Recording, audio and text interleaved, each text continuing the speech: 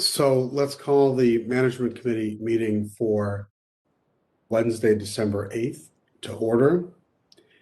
As we have said on many occasions that the Metropolitan Council determined it's not practical or prudent to conduct in-person meetings in response to the COVID-19 pandemic. So accordingly, our committee members will participate in this meeting via telephone or other electronic means, and the meeting will be conducted under the Minnesota statutes 13D.021. Encourage members of the public to monitor the meeting remotely. If you have comments, we encourage members of the public to email us at public.info@metc.state.mn.us, and we'll respond to your comments in a timely manner. So with that, there aren't any changes to the agenda, that we will get started. Can I get a motion to approve, or can we call the roll to make sure we have quorum, please? Barber. Here. Gonzalez. Here. Johnson. Here. Lee. Here. Lilligren. Here. Ferguson. Here. Thank you. Thank you. And we have quorum. Our first item that we have is approval of the minutes for our November 10th special meeting of the Management Committee. Is there a motion to approve the minutes? Lilligren moves approval. Oh, Moved by Lilligren, seconded by Barber. Is there any other discussion? Seeing none, can we call the roll, please? Barber. Aye. Gonzalez. aye. Johnson. Aye. Lee. Aye. Lilligren. Aye. Ferguson. Aye. Thank you. Motion carries. Our first business item that we have today is business item 2021-344. Non-represented plan changes. Marcy? Good afternoon, Chair and Council members. I'm here to present item 2021-344. This is the annual update to the non-rep plan, which covers approximately 400 employees throughout the Met Council. And there are three big changes to the plan. They're housekeeping generally. The first is salary administration. The second is the list of job classifications and grades. And then the last is the non-rep salary grid for grades A through M and executive salary. So the salary administration is very much in sync with the represented groups.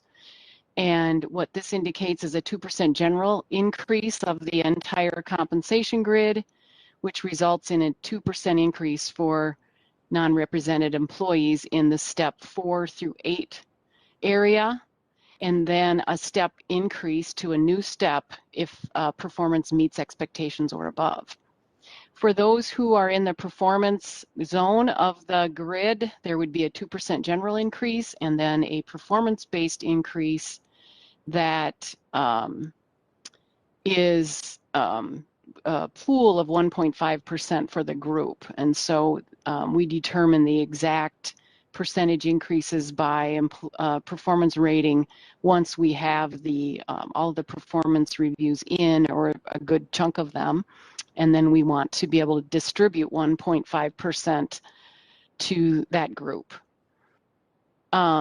In terms of the non-represented job classes and salary grades, this is a point in time update so that we just keep it current with where we're at, and every year we update that list. And it just shows the names of the jobs, the titles of the jobs, and the grades of all the jobs covered by the non-rep plan.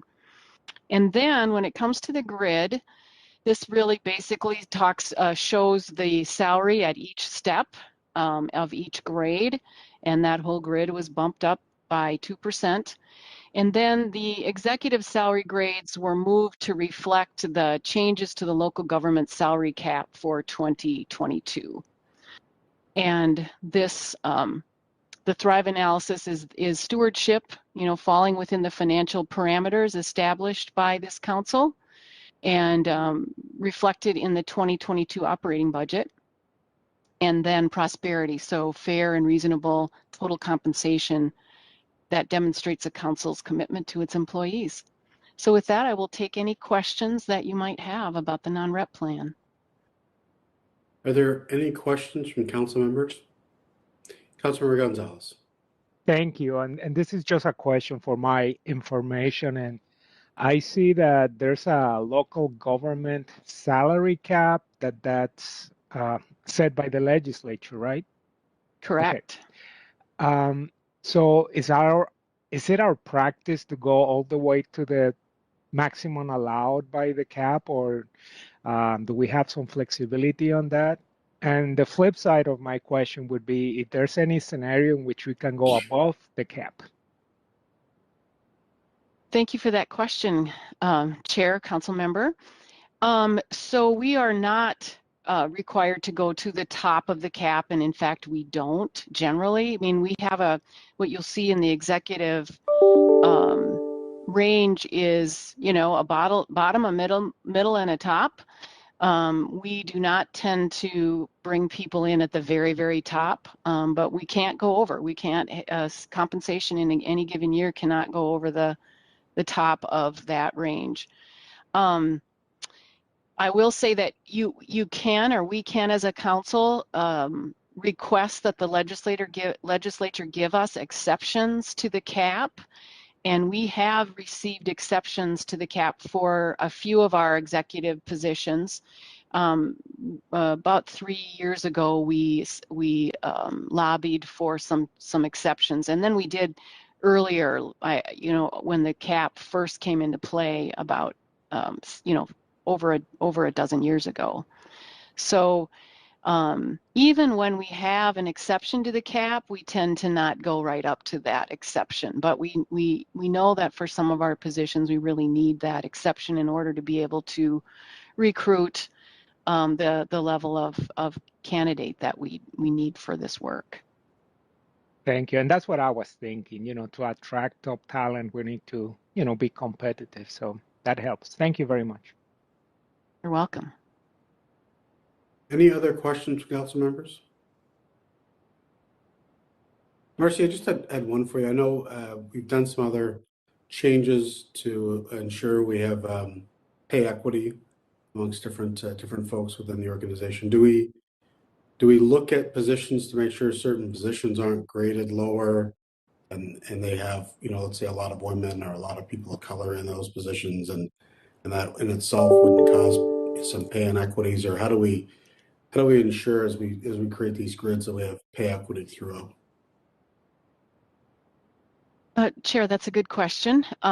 Okay, so I will say that so every I don't know if it's 2 or 3 years now, I'm trying to remember, we have to do a pay equity analysis for that's gender-based, submit to the state. There's a whole process there, and we will, by the way, have to submit that analysis here at the end of the year.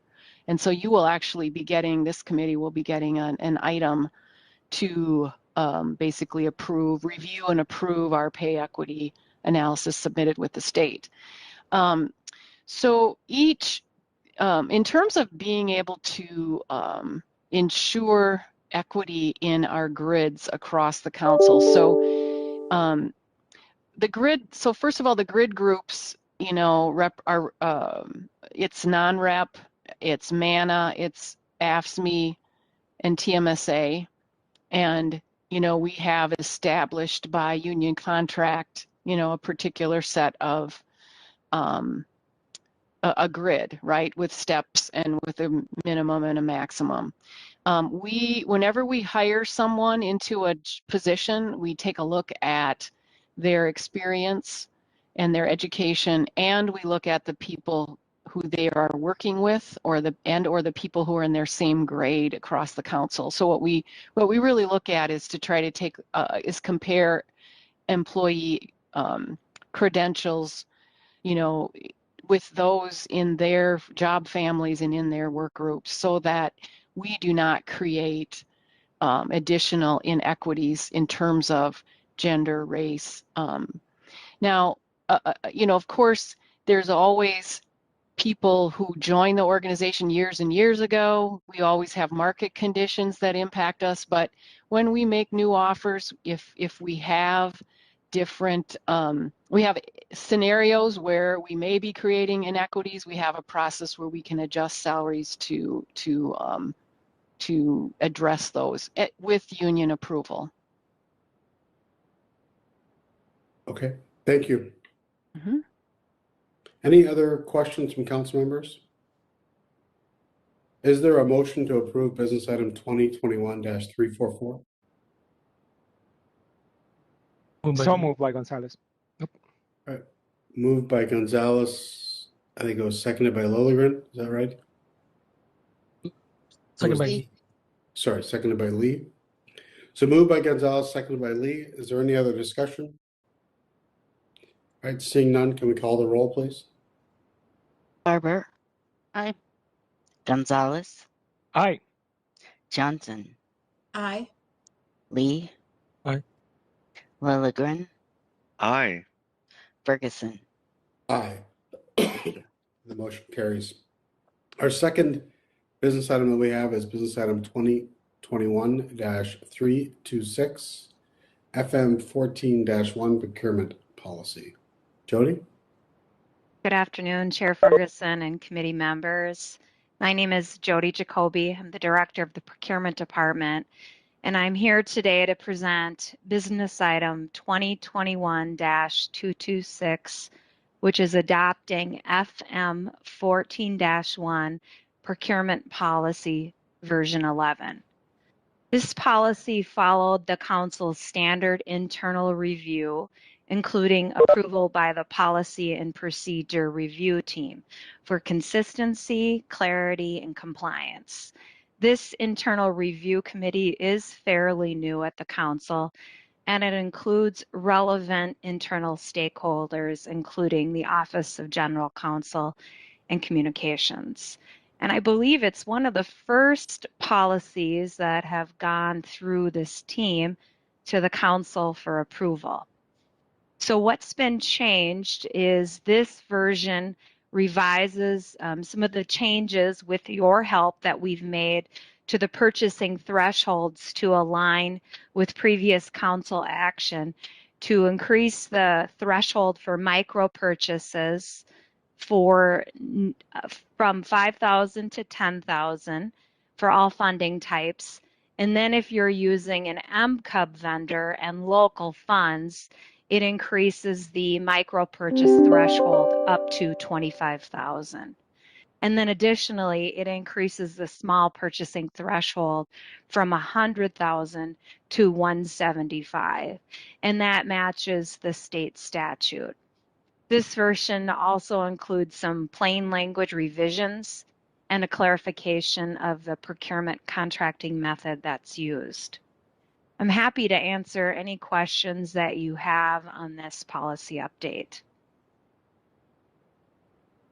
Thank you, Jody. Any questions from council members?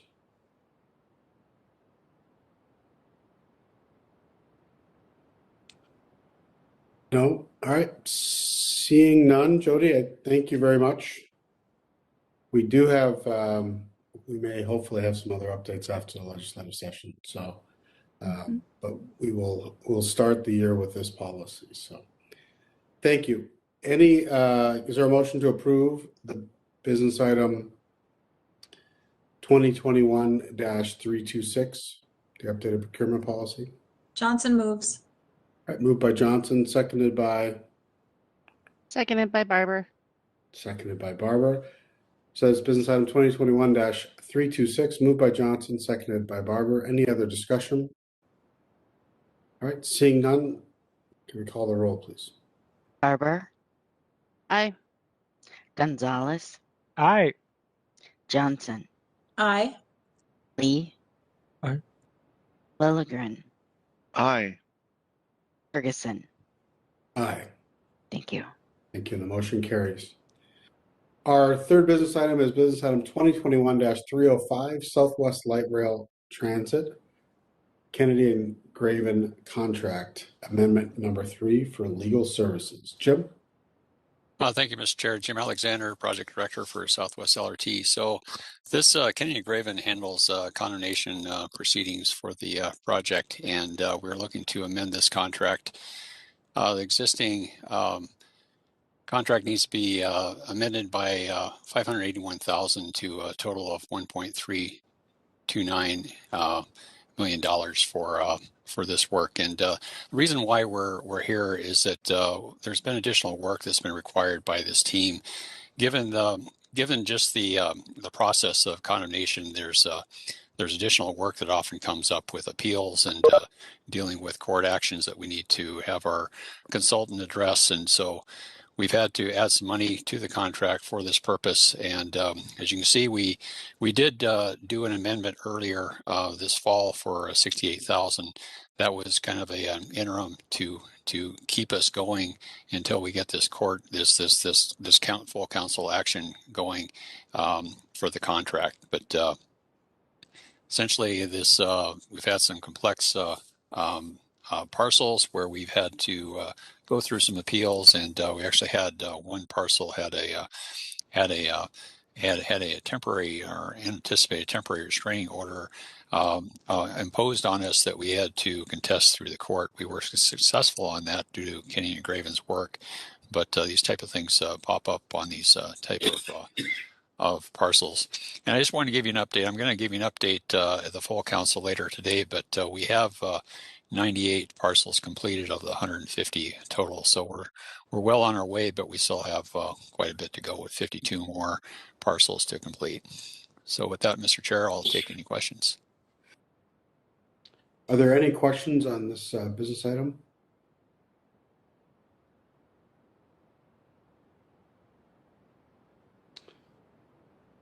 No? All right, seeing none, is there a motion to approve a business item 2021-305?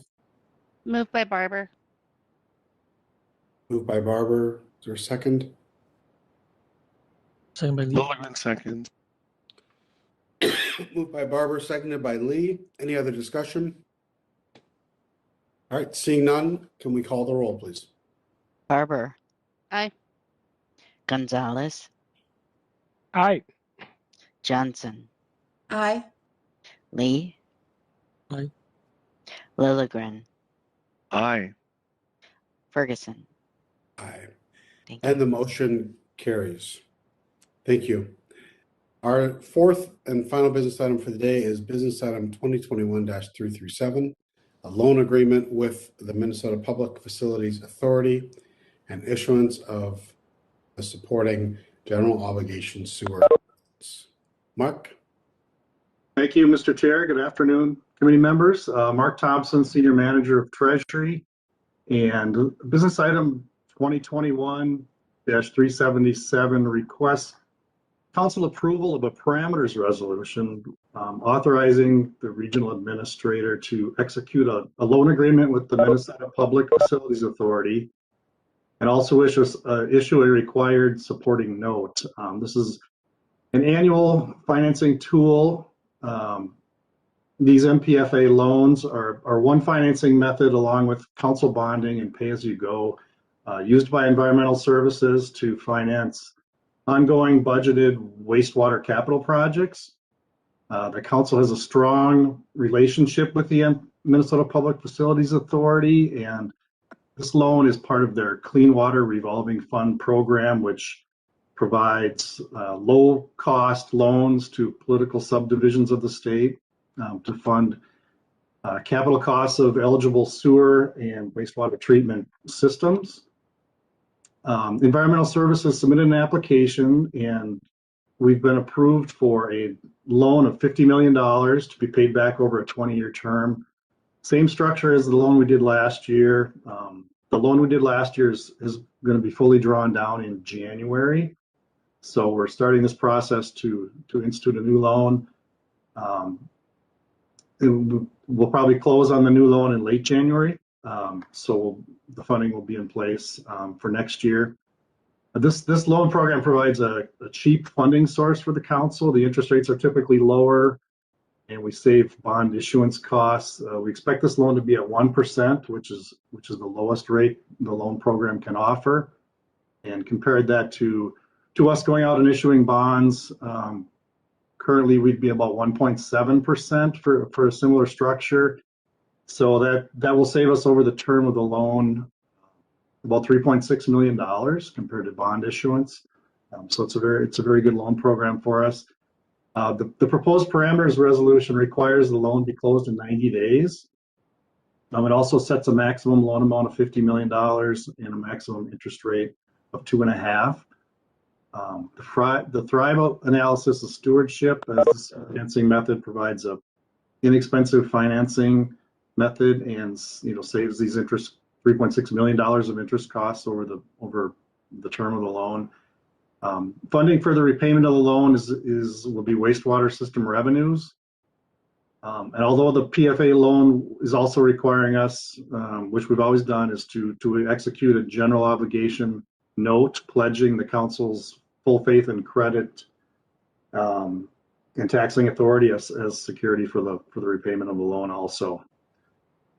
So, Mr. Chair, the proposed action is that the Metropolitan Council approve the attached parameters resolution 2021-42, authorizing the regional administrator to execute the loan agreement with the PFA in substantially the same form as is attached to the business item, and further to issue the related general obligation security sewer note securing the loan agreement in substantially the same form as the note referenced also in the resolution.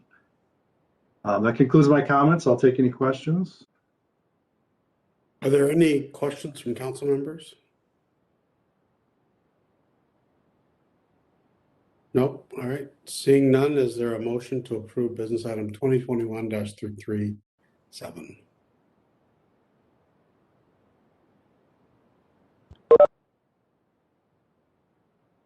I'll move approval. Second by Johnson. Moved by Barber, seconded by Johnson. Any other discussion? All right, seeing none, can we call the roll, please? Barber, Aye. Gonzalez, Hi. Johnson, Aye. Lee. Aye. Lilligren, Aye. Ferguson. Aye. Thank you. Thank you. The motion carries. All right, we're moving on to the information portion of our meeting. And as we get started, that information portion, I just wanted to take a moment and introduce a new presenter that we will be having, or someone that we will all get quite familiar with over the next several months and years, and that is George Gonzalez. So if you saw two Gonzalez's on your list of people, that's not an error. There is actually a new Gonzalez that is in the mix. And so George comes to us from Florida, where he held a senior management role in a county in Florida and did a whole broad array of different projects and works. And prior to that, worked at Coca-Cola, as well as Otis Elevator Company, and served the United States of America in our military over during Gulf War, the first Gulf War. And George is an immigrant from Cuba, so like my family, we had lots of common things and to talk about when we had an opportunity to have lunch. So, George, welcome to the council. Welcome, and we really look forward to getting your both private sector and public sector experience into the mix and your insights. And it's been a great opportunity so far to learn all of your wonderful experiences that you're going to be able to bring to the table. So if you wanted to say a couple words and introduce yourself, that would be great. Thank you very much, everyone, Chair and council members. I appreciate the opportunity to be here and serve the Twin Cities and the organization as a whole. I'm looking forward. I'll be reaching out to all of you just to get some time in your calendars, if possible, just to get to know you a little bit better and just share my experience with you guys and how I can help in any way that I possibly can. And I'm not sure if I said it, but George's title will be Deputy Regional Administrator and CFO for the organization. So thank you. Thank you. So our first information item is a new state budget forecast, which, if the headlines were correct, means something good for us as the council as well. So at least it's not going down and we're not trying to fill gaps. So Stuart, do you want to share the updated budget forecast? That'd be great, Mr. Chair. Good afternoon, committee members. I'm Stuart McMullen, Budget Director here at the Council. And as you said, I'd like to provide an update on our budget at MVES revenues, which came out in yesterday's state MMB economic forecast. Greg, if you want to move to the second slide. Thank you. The first row here contains the actual amounts we've received so far. As you can see, we had a 3-month dip in state fiscal year 20 from March, April, and May when the pandemic first hit. But then in June, the invest dollars rebounded and have been strong through state fiscal year 21. So far in state fiscal year 22 through November, we're 4.9% ahead of last year. November 21 forecast came out yesterday with the overall MMB state economic forecast. I guess the most important takeaway we'd like to share with you is appreciate the volatility in the forecast. Over the planning horizon in the last 19 months, we've had annual forecasts ranging for MVEST from $263.4 million to $396.1 million per year. And the state fiscal year 21 actual amount exceeded the forecast from May of that month by $90 million and the November 20 forecast by $36 million. I'm not casting aspersions at all on the forecast or the folks who do it. These are unprecedented economic times. Yesterday's forecast included an increase of 10.4% in state fiscal year 22 and 12.9% in state fiscal year 23 over the most recent economic forecasts. Making a crosswalk from the state fiscal year to our calendar year 2022 budget, this means an extra $32.8 million in bus operations budget for 2022 and an additional $4.7 million for the suburban transit providers. And overall, if it held, it would provide an additional $105 million in revenue over the planning horizon to the transportation programs. We continue to be gobsmacked by the MVEST revenues and forecasts and try to understand how this is occurring.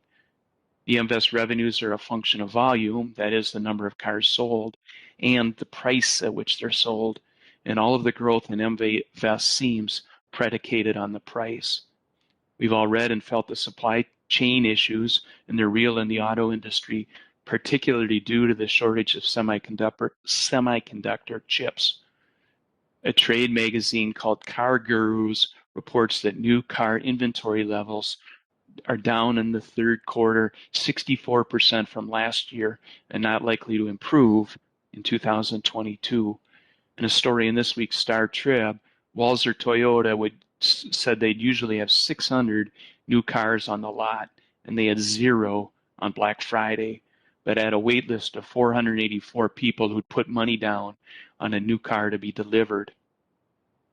Basic Blue Book economics, when supply goes down, the price goes up. An average price of a new car in the third quarter of 2021 is more than $41,000 for J.D. Power and Associates, 7.1% more than it was 12 months ago. Used vehicle prices are up 27% from Q3 in 2020, and the average price of a used vehicle is $5,000 more than at the same time during the pandemic. People are continuing to buy bigger, more expensive cars, and SUVs and crossovers continue to gain market share. Sales for battery electric vehicles are going up too, 91.3% from last year, but only capture 2.6% of new vehicles sold in 2021. So this new MVEST forecast is baked into the final budget. You'll discuss and vote on at tonight's council meeting. So I thought I'd stop there and see if people have questions on this table. Are there any questions for Stuart? And I can't see everybody, so if people have a question, speak up, please. No. Greg, if you'd flip to the next slide. So we remain concerned about the invest forecast, the volatility, and its sustainability. So it's almost 50% of transportation operating budget. The forecast, again, just came out yesterday, contains lots of information. We need to read it more closely to get more comfortable that it is sustainable. We'd gotten an earlier heads up about the MVEST forecast, but hadn't seen the overall forecast or any of its details until everybody else saw it yesterday. The capital and operating budgets don't contain the funds from the recent infrastructure bill. No official numbers to bank on or the guidance as to how they're going to be spent. Ed Petrie and his team continue to check the FTA website daily for more details on that. And when we have that, we'd revise our long-term forecast to account for the growth in Invest, the updated budget and ridership forecasts, and the infrastructure bill. So we're thinking we'll wait for the February forecast, which is often more optimistic, if you can imagine that, than November forecast.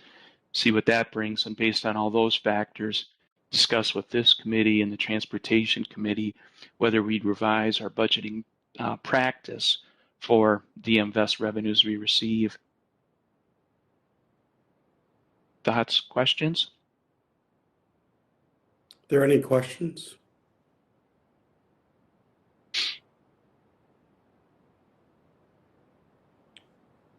All right. Is there another slide, Stuart? That's it. Thank you, Mr. Chair. Okay. Mr. Chair, Go ahead, Councilor Johnson. thank you. Sorry, I couldn't log in for some reason when the link was sent out earlier. I have to figure out why not to see. I think it was this presentation that might have been in there, but so I was not aware of how many slides there was going to be either. And I've been trying furiously to catch up with the news yesterday. Can you just, again, what is driving, what segments of the economy are driving the surplus? They usually break it down and say it's this, that, and the other thing. Can you give us a picture of what that is? In the state economic forecast, the number that probably got the most attention, the headline was that the state's general fund surplus will be up $7.7 billion over the 4 years. Most of that's driven by increase in income tax, both corporate and personal income tax. Those numbers are up in the teens percent over the last forecast. Sales tax up just a little bit.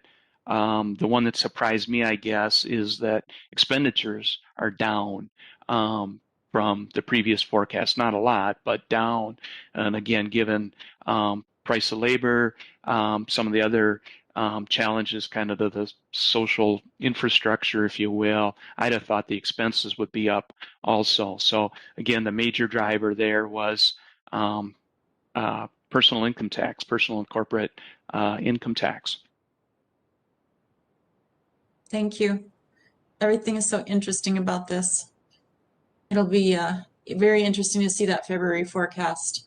And considering, we're just 2 years ago where we were sitting, and still a lot of hand wringing about our projects and how they'll be funded operationally once they're built, but at the same time, just to be honest, we all know this sets up a really interesting political fight as to, is this good news or is this government that's taking too much in the first place, or blah, blah, blah, all of that, right? So we're not political, so we'll just work with the numbers, and hopefully this will bode well for us in the future.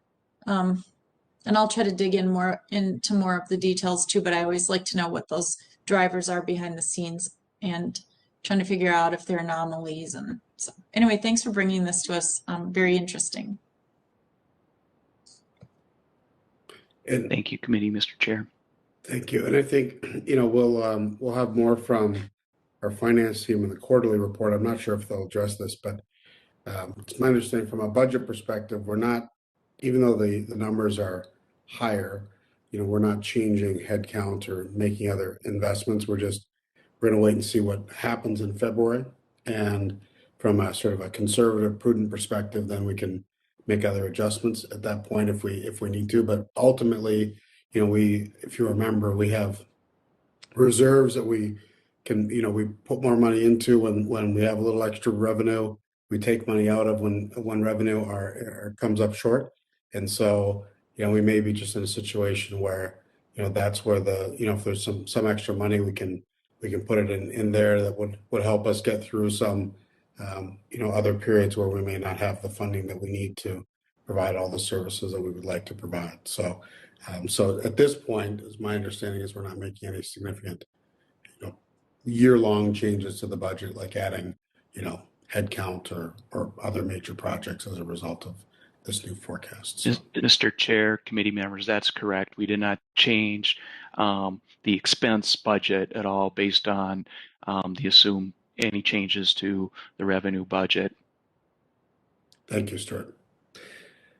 All right, with that, if there are any other questions for Stuart? All right, seeing none, then we will move on to our second information item, and that is the affirmative action plan. Hi, Jordan.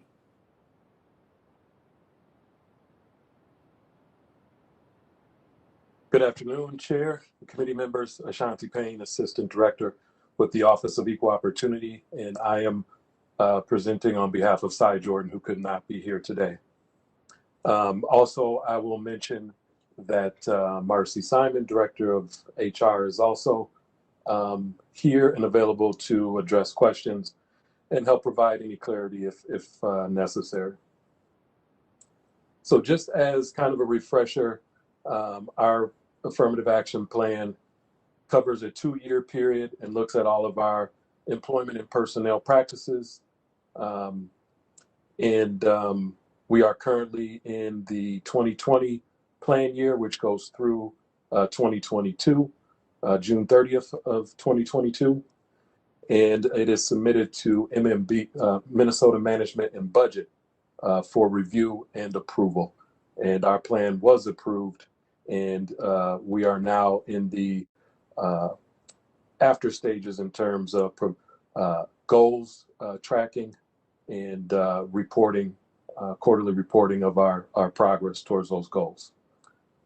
Today, in the document that was provided to council members for review, really focuses on the 3 kind of major findings that we identified in the affirmative action plan.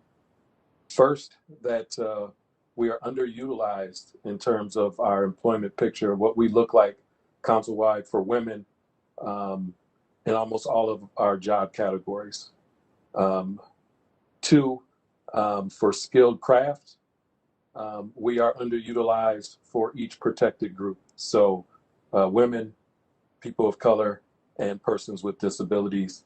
And then the third major kind of outcome is that retention is definitely a focus of our efforts, and you'll see it reflected in that document because we did identify that women and people of color are leaving our agency at a rate higher than their representation.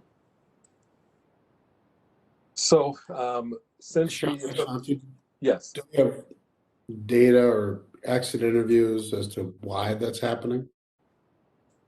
So that's kind of what this plan is identifying in terms of finding out why that is happening. Exit interviews are definitely one avenue, but oftentimes exit interviews are too late to address and account and correct for any found issues. So one of the things that is on here is that you'll see is that we are engaging in an engagement survey that we put together, and that is the 5th item down in the list. And so really being led by HR with partnerships and collaboration from all divisions. We got feedback from the equity teams from each division, and then also just experts, individuals with expertise on surveys and data analysis. So really what we want to find out, we did use the Gallup survey questions. There is some research and rationale behind that that definitely makes sense and is relevant. But we also added questions relative to equity and also respectful workplace are also included in this survey. We have also adapted some components to make sure that we capture significant input from operators, which is a difficult group at times to reach because of the nature of their work. So we do have paper forms of the survey, and there is an option to scan the code and complete it by your cell phone as well. So that is scheduled to be issued on December 10th. And then the paper copies relative to operators will be disseminated on the 13th. And Mr. Chair, may I ask a quick question to that point? Go ahead. Thank you. Thanks, Ashanti. Do we know what on the survey? Do we know what kind of rates we get on takers of the survey? I know that it was done in the past, and so this is one of those questions I'm going to defer to Marcy Simon. Chair, council members, so the last time we did this survey, which is in 2017, we had, depending on the group, we had about a 73% return rate.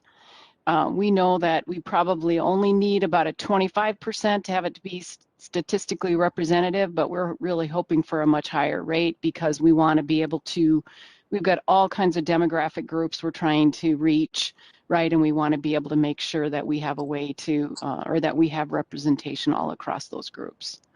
So we absolutely track that, and you'll be able to see the results in our final report. Thank you. And Mr. Chair, just one quick follow-up. Go ahead.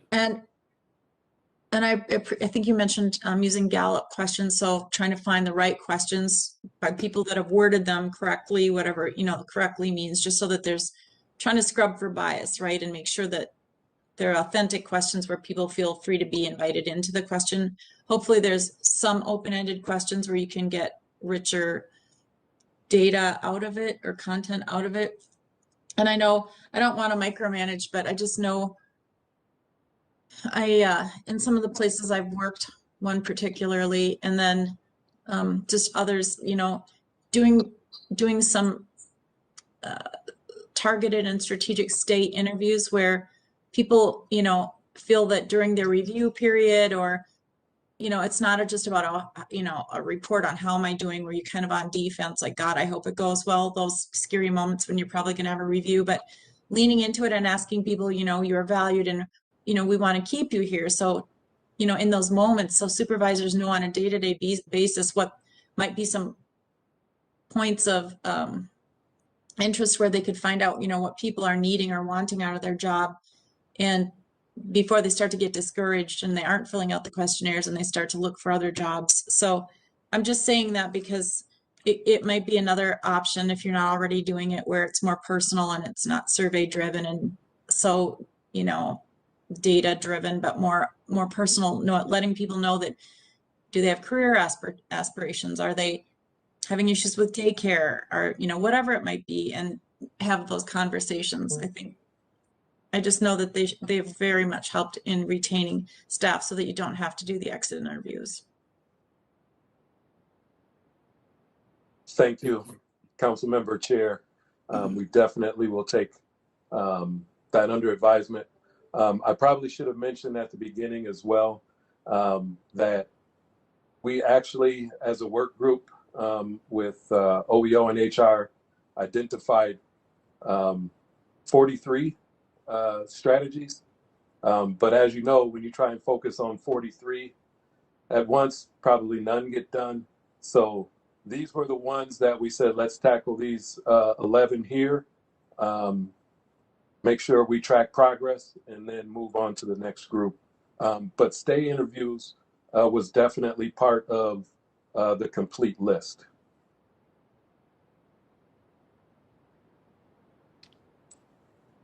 Any other questions, Councilmember Barber? No, thank you, Mr. Chair.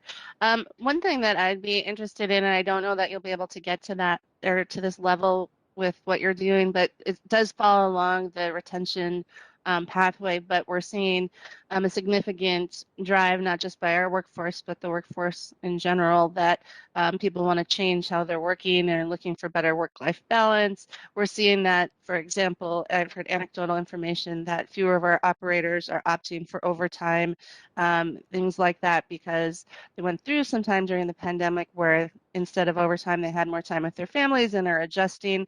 And I think that would be something interesting, especially as we emerged out of this sort of post-pandemic world, hopefully, that we get a feeling for that and how it's impacting different populations differently. Because to Councilmember Johnson's point, she mentioned childcare and some of these other things, which could be fueling those decisions as well. So I think it's really important to get to that as we're talking a long-term retention strategy.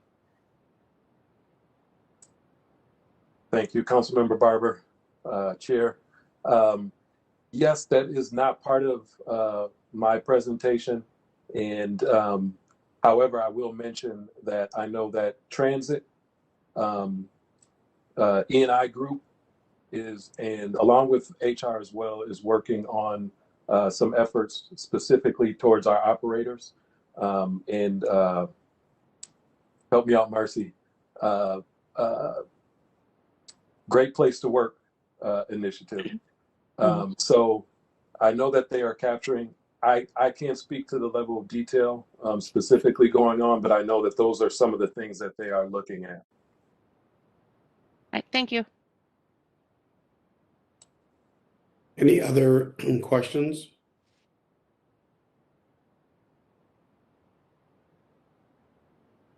All right, Ashanti, did you have more? I think but I thought Councilmember Lee. Yeah, Councilmember Lee. Councilmember Lee, go ahead. Thanks, Mr. Chair.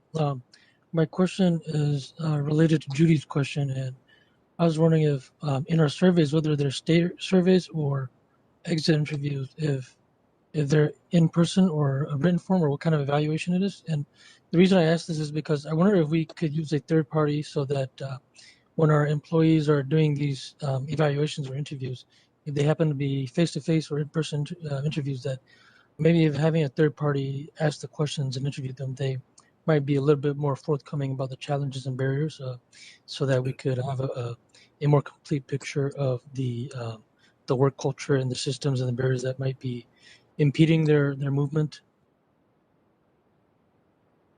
Thank you for that question, Councilmember. Chair. The format of the interviews, there will be electronic format in terms of you can do it on your computer, desktop, via phone, and paper. And I will mention that once the interview or the survey, the stay interviews are done in person with that supervisor or manager. And then I will mention after we have closed the survey, collected, organized, and analyzed the data, our plan is to gather focus groups to talk about some of the themes and things that are identified through the engagement survey. And again, Marcy, I think there is a plan to engage with a third party vendor to help with that. But I'm going to let Marcy confirm, or is there opportunity for that? Oh yeah, there certainly would be opportunity. We have we have consultants that we can use, right, to do the focus groups. The idea with the focus groups would be to try to understand the data. So we start to see that there is a particular demographic that is responding a particular way to some of the questions, and we're trying to figure out what would be a good strategy for addressing the concerns, or maybe we don't understand completely the concerns. We would be wanting to do some focus group work there. Mr. Chair. Councilor Johnson, go ahead.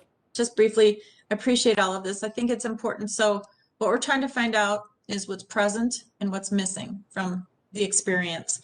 And that's good. And then of course, there's many more steps after that to figure out how we get to those conditions of satisfaction where the person feels like, yes, I've been heard, and our team members are feeling that they're seeing the the changes that are being made, or the adjustments, or the accommodations, or whatever it might be. So I'm assuming that there's a full strategy that goes all the way around as fast as possible to make adjustments and corrections, and people can see things in action, because we all know that, you know, we have some pretty critical shortages right now, as do everybody. But, you know, process is wonderful, but if process doesn't have really concrete resolutions that drive results, people can also just get burned out on process and focus groups and surveys. And to Councilmember Lee's point, you know, I'm going to speak for myself, but every time my employer in my life's history has asked me to do something, I always know that that's my employer, and I'm very careful on how I answer. And my friends and family might know one way that I think, and my employer will know how I think I should answer. So I'm just being very candid, because we all respect our employers, and we, you know, want to have good working relationships. But whatever we can do in this critical time to figure out how to best manage the issues and challenges and opportunities that our employees want, the better, because we've got a churn. I know churn is normal, but when you look at some of our numbers, it's alarming, I would think, and especially given what we're trying to accomplish in this region. So I really respect all of you in this work. It's hard work. And I think, you know, you're all doing a great job, but because of this radical change that's taking place in the workplace due to COVID, I would say equal and more radical changes need to take place in the workspace itself. Any Thank other you. Go ahead. comments? Ashanti, did you have a couple of just final quick things, because we need to move on to the quarterly financial report too? Yeah, I guess, I do want to mention this, and if there's any questions on any of these strategies, I'll just take questions. But I did want to talk about the workforce data dashboard, and the first implementation of that is public to all council employees, and available on MetNet. And that is where the last time it was updated with our data was October 6th, and we are updating that data quarterly, and it tracks our progress towards our goals, shows what we look like. You can filter it by division, EEO job code. It's interactive, it's dynamic. So I just wanted to mention that, and that it's one part, and there's more to come, just in terms of new hires, and the NeoGov process, and all of those things related to our workforce. And the last thing I'll say is the affirmative action plan and the work around this is only one component to what we are terming as our workforce equity work, which is all encompassing. And there is a lot of things going on, a lot of engagement throughout the organization to achieve our goals that are identified relative to workforce equity. And I will stop there and pause for any questions that you may have on any of these specific efforts, or any other efforts related to workforce equity. Great. Thank you, Ashanti. If you have follow-up questions, you can definitely email Ashanti and Sai or Marcy. All right, with that, let's move on to the quarterly financial report and hear from each one of our divisions, and Marie Henderson, our Deputy CFO. Good afternoon, Mr. Chair and committee members. My name is Marie Henderson. I'm the Deputy CFO here at the Council, and you're exactly right. The directors from the divisions are here with me today, and we are here to present the 2021 third quarter financial report. We can go to the next slide. On this slide is a summary of our operating reserve balances, and per our policy of target fund balance, the purpose of this policy is to promote responsible fiscal management for each operating fund. A target fund balance is intended to help the operating funds and units meet their cash flow needs and to ensure adequate protection for unanticipated events. This risk with This helps with risk management for our council, and our bond council likes to see healthy reserve amounts. The targets are intended to be benchmarks and not absolutes. Each of the divisions will talk about their reserve balances and intentionally above our minimum reserve this year. And you can see again that they are all above the reserve minimum balance. So we'll go to the next slide and we'll talk a little bit about the general fund. Our general fund is our most flexible dollars here at the council. The dollars spent in the general fund fit the mission of the council and can be used for one-time projects. If you remember back in April, we looked at equity projects and used some of those funds to set aside for those equity projects, and they spanned 18 to 24 months. Because of that, you'll see a large ending balance on the general fund of 20 million. They haven't been spent fully, so I do anticipate a carry forward amendment on the 2021 equity funds. We also have to have a discussion and come back again to this committee for the 2022 equity balances that are available for spending on one-time projects. I'll also remind you that in the general fund, it is mostly funded by our taxes, the levy taxes, and that is recorded in July and December of each year. And those revenues are expected to come in budget just like last year. We do also anticipate our expenses and salary to be down in RA this year, mainly because we are down in headcount in our IS department. And this is going to be offset by anticipatory contract spending that we have heavy in fourth quarter. We do also set aside money as committed balances in the general fund of the 5 million. And the next slide just talks about the committed balances. We can flip to that next slide of the committed fund balances classification, including amounts that can be only used for specific purposes.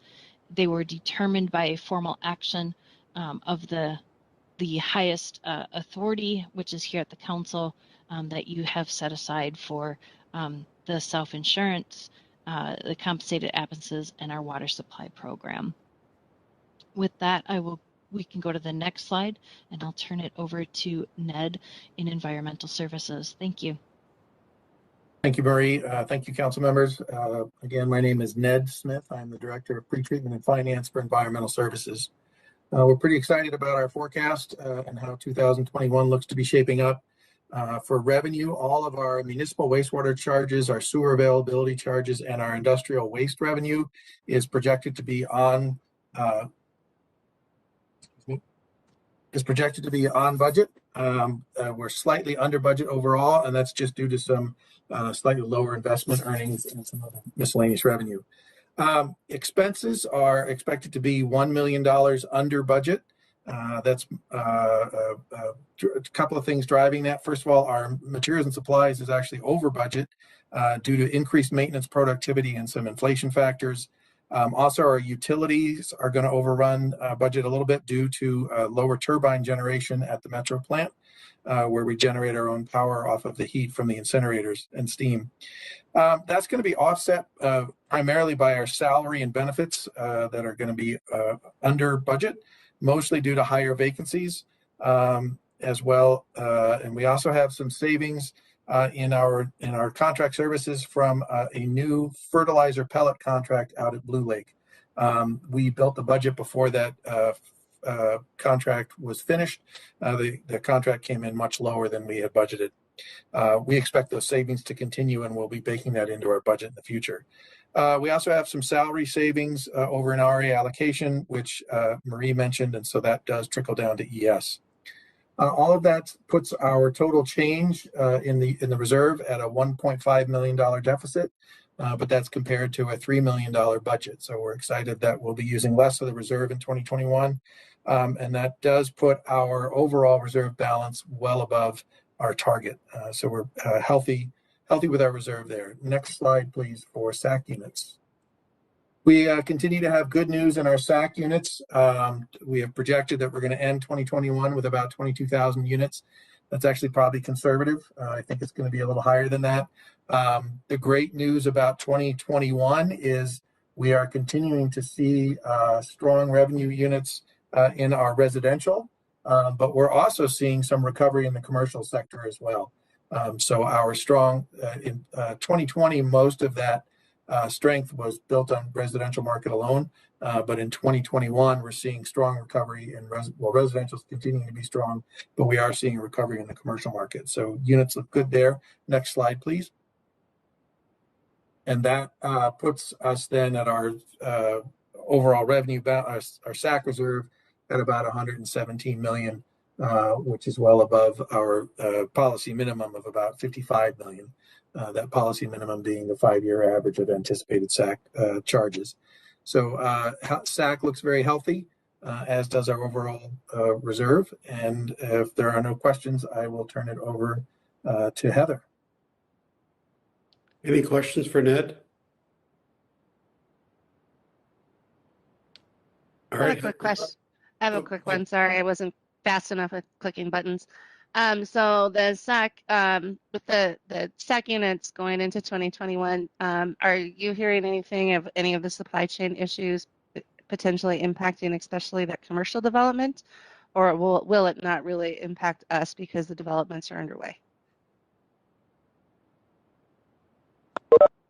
The most accurate answer I have is I haven't heard anything. I can speculate personally, but no, I have not heard that any supply chain issues are impacting our development. Okay, thank you.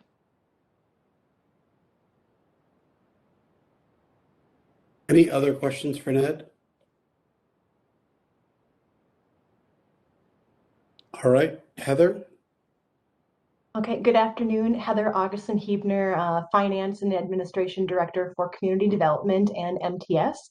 So I'll start off with the Metro HRA. As you've been hearing me say for the last year during these presentations and budget development, is the HRA is in the best financial shape it's been in a long time. Mainly that's due to federal COVID relief. When we're before you in transportation, you see us getting large lump sum grants from the FTA. What HUD is doing is they are just increasing our annual appropriation. So we're seeing it kind of slowly come into the HRA program. So HRA revenues are projected to be about $1 million under budget. And there's two primary things going on here, and they're related to our expense line. So we're going to be about $3 million under budget, under our revenue budget for the housing voucher revenue. And that really relates to our spending. Right now, the housing market is really flooded with housing vouchers, and that makes it, so the good news is we have more money to issue housing vouchers. The difficult challenge is the housing market is flooded with housing vouchers, which makes it harder for folks to actually find a place to home that they can fund with their voucher. So we're seeing about $3 million underspending on the expense side. So that means we're going to draw about $3 million less on the revenue side. The second piece is concurrent also, is that the revenues are partially offset where we're going to get about an additional $2 million in emergency housing vouchers. Terry Smith and others from the HRA have talked to the Community Development Committee and Council that we got an additional 218 emergency housing vouchers. So that brings in additional federal revenue. So when you take we have $2 million more in emergency housing voucher money, and we're going to draw about $3 million less on our kind of traditional housing vouchers. We're about $1 million under budget in our revenue line. Expenses are projected to be favorable to budget by about $3 million. Again, that's $3 million in our regular housing voucher fund that we're not going to be able to spend. And we're not going to be able to spend quite all of the money for the emergency housing vouchers either. We also have some modest decreases in contracted services and transit expenses, mainly due to COVID impacts, just changing the way that we do business. Projected reserve balance for HRA is about $15.1 million, and that's well above our council minimum reserve target. We do not have the budget from HUD yet for 2022, so we will see if we keep some of these reserves or if HUD maintains them on their books. But overall, we're in really great financial shape on the Metro HRA. I will pause there. Otherwise, I'll transition to Metro Mobility next. Mr. Chair, Councilmember Johnson. just quickly, it's just an observation that really goes back to what we're talking about in CDC and overall with affordable housing. But, you know, the fact that, you know, we're flooded with vouchers in the marketplace, meaning there aren't enough places that take the vouchers, right? So that's, and we know this. So, you know, it's crazy when we, you know, go to the federal government and say, we need more help, and then we get the help. And yet, you know, we've got an imbalance in the marketplace where we still can't place people. And we know that we've got thousands of people on the waiting list. So it's just interesting when I see how it shows up in our financials, right? And then, you know, what's really taking place in the marketplace that's causing these reserve balances to be higher than they could be if we had, you know, a marketplace that was able to accept everybody who needed a house or a home. So that's all. I'm just making an observation because, you know, wearing all the hats that I wear, I appreciate this because it helps me connect the dots when I'm trying to figure things out as a policymaker. So thank you very much. I always appreciate this information. Thank you. Have any other questions? Okay, well, let's advance maybe the slide to Metro Mobility. So Metro Mobility revenues are projected to be favorable to budget by about $500,000. And that's really because of the result of a higher passenger fares. There's a new passenger fare program, and we just happened to get it all inserted into our budget in 21. So this actually includes a little bit of funding from 2020 that's landed in our 21 budget. Our passenger fares are just about right on budget. You know, in COVID, it makes it really difficult to project what's going to be happening with ridership. And we've been surprisingly close on Metro Mobility. The ridership is really doing about what we expected it to be. We expected that by the end of the year that we're going to be, you know, close to full ridership. So through Q3, we expected the ridership was going to be 75%. And that's about where we landed at the end of Q3. And just as background, we've crept up to about 80% of base ridership on Metro Mobility. So on the expense side, we're projected to come in favorable to a budget by about $4.6 million. And that's mainly due to lower contracted services and fuel costs budgeted for the year. So our expenses are really lower on the supplemental service cost, and those are things like taxi services. Our demand and agency contracts, that's really the bulk of our ridership, are projected to come in really, really close to budget. And as I mentioned before, ridership is really, I got to give a real nod to our program staff. Like they did just a bang up job projecting where they thought ridership was going to come to. So right now, our projected reserve balance is $21.4 million for 2021, and that's significantly above our minimum reserve balance. And just as a reminder, this was really intentional. When we do our toolbox forecast, which takes us out about 4 years, we wanted to make sure that we were balanced. So the reserve balances is really kind of a mix of when we are spending our kind of base general state general fund dollars and the federal COVID relief. And with that, I'd pause for any questions you may have. There any questions on MTS?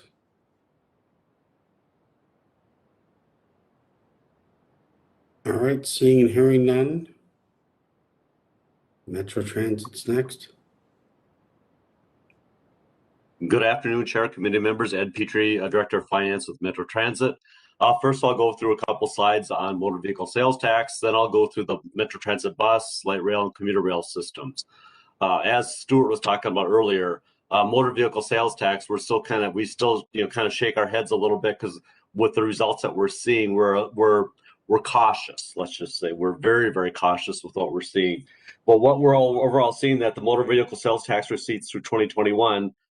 For 2021 through September, have totaled about $276 million, or they're about 113.7% of the February forecast. So they're 13.7% above forecast, which is kind of hard to believe that continues. So with that, Greg, if you could move to the next slide then. So what that has done is that's basically built our reserves. The blue bars here are the respective reserve balances. As of September, we had forecasted we'd have about $29.5 million in reserves. We actually have $58.5 million in reserves.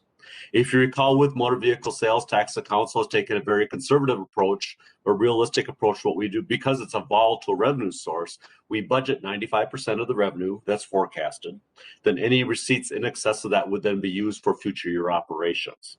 So if this trend holds, the excess reserves then will be used in the future year operation budgets. But like Stuart mentioned, that we're very surprised on the motor vehicle sales tax, the amount of the increase. As Stuart mentioned, we're adjusting that in the 2022 budget. But Chair, one of the things I do want to mention or make a comment also, you asked the question about, are we adding a bunch of FTEs and service? The question is no, or the answer is no. We're holding course where we're at because we're very cautious about motor vehicle sales tax, very cautious about the forecast. We'll revisit this, as Stuart mentioned, but coming up in February. But we're kind of holding course right now until we see the proof in the pudding, if you will. So that's kind of where we're at. Ed, just a question for you. Obviously, the last few forecasts have been significantly under what the actuals have shown up. You've been around for a long time. Have we had other forecasts that are significantly over that obviously it leads to the sense of caution that you have?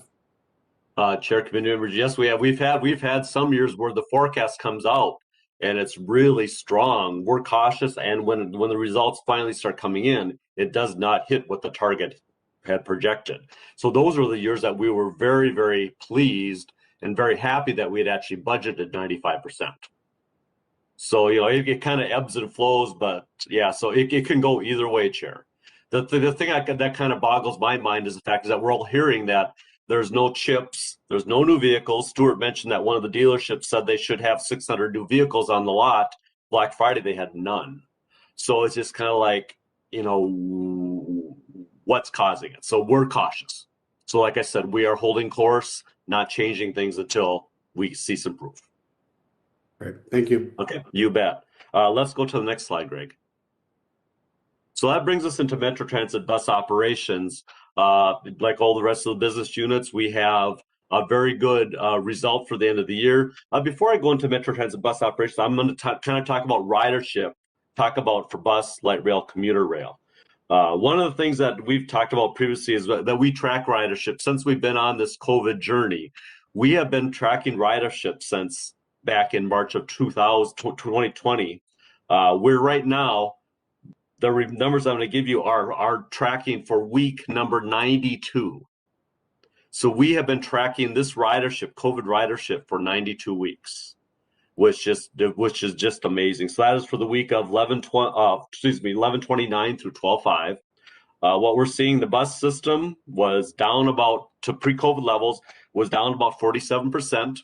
So we're slowly seeing some recovery happening on these systems. Blue and the green line were down about 53%, North Star about 89. Our overall system was down about 50. So it's right now at about the 50% mark. We have forecasted with the budgets coming forward into 2022 that we would be at so we're at an overall system about 50% recovery. We forecasted in the 22 budget about a 45% recovery. We had also, though, anticipated that the world would start opening back up in September, October of 2021. We know that has been delayed, so we're watching that very closely. We'll continue to watch ridership very, very closely on a weekly basis and continue to report to the management committee the results we're seeing. But overall, like I mentioned, I just want to say that overall system, it's back about 50% compared to pre-COVID levels. Bus operations, we're forecasted to have a very good year. We had forecasted to use about 129 million in reserves, or excuse me, we're going to use 148. We'll actually use 129. So we have a positive variance of about $19 million. That will bring us an ending reserve balance of just north of 55.8 million versus our target of $30 million. So we have very healthy reserves. The biggest piece of that is mainly due to expense savings. And a lot of the savings, I'm sure you would understand, is the fact is we've had a number of positions open, mainly in the operators and the mechanics. So as a result of having operators and mechanics, I think you're aware, we also adjusted some of our service levels out on the street with our December pick, starting December 3rd. So as a result, we've been having some savings with operators and mechanics, about $21 million there. Professional and technical services are under budget, about $2.1 million. As a result of the service adjustments, we saved about $2.5 million in fuel and just north of $1 million in parts and supplies. So as I mentioned, this will bring us to an ending reserve balance of about $55.8 million versus a target of $30 million. Next slide. So this brings us to light rail operations, and chair committee members, we couldn't have forecasted this much closer. We had budgeted to use reserves of $1,777,000. We're forecasting to use reserves of $1,741,000. So we're within $36,000 of target. So it couldn't get much closer than that. That brings us to an ending reserve balance of about $9.5 million versus our target of $7.3 million. So very healthy reserves, and we're basically right on top of budget for the year. Mainly the savings, though, so we've had savings in operating expenses, just like the bus system, savings with labors and benefits, and some savings in materials and supplies. But ending reserves should be around $9.5 million. Let's move on to commuter rail. And the final line that I'll talk about this evening is the North Star commuter rail. We had budgeted to use $177,000 of reserves.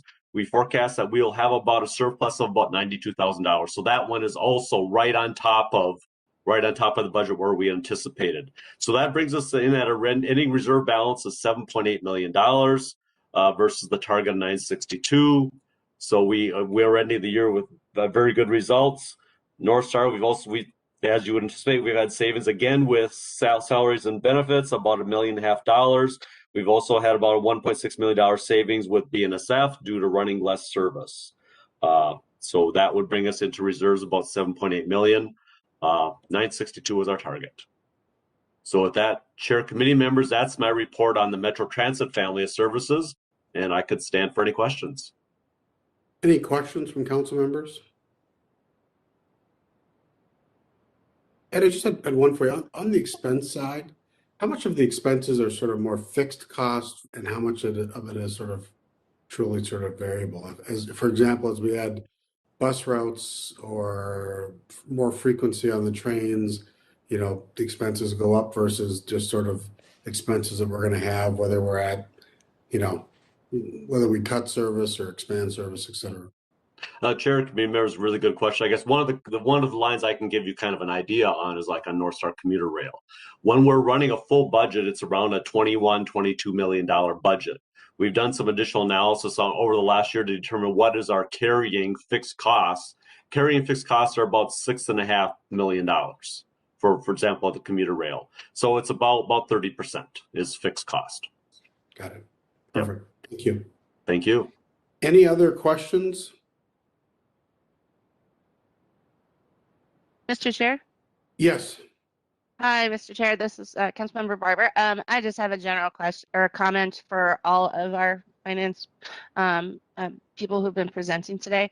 I'm just unbelievably impressed that in this volatile environment and how the planning we did going into this year really coming in so close and in great alignment. It really helps steady us as an organization to know that we're still on steady financial ground. And I really want to credit all of you, and that's really from all the divisions. So this really actually kind of blows me away. So very impressed by all of your work.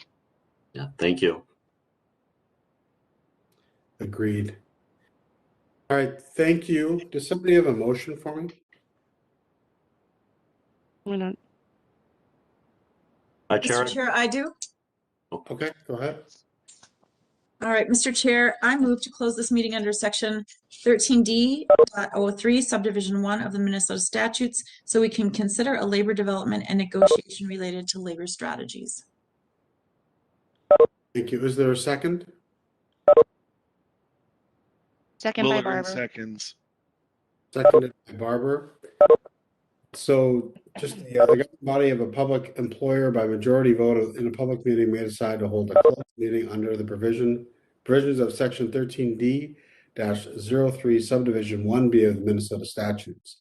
The discussions at this meeting will be closed under the law must be confined to labor negotiation strategies, developments and or discussions and reviews of labor proposals. Proceedings of the meeting will be closed under the law, will be video recorded, preserved for 2 years, and made available to the public as provided by law. Can we get a roll call vote to close the meeting, please? Barber, Aye. Gonzalez, Aye. Johnson, Aye. Lee, Aye. Lilligren, Aye. Ferguson. Aye. Thank you. Thank you. And after discussion on this information item and after this information item will not conduct any discussions or conduct any business after this information item is complete. For the record, please note that the meeting was closed to the public at 3:22 p.m. on December 8th, 2021.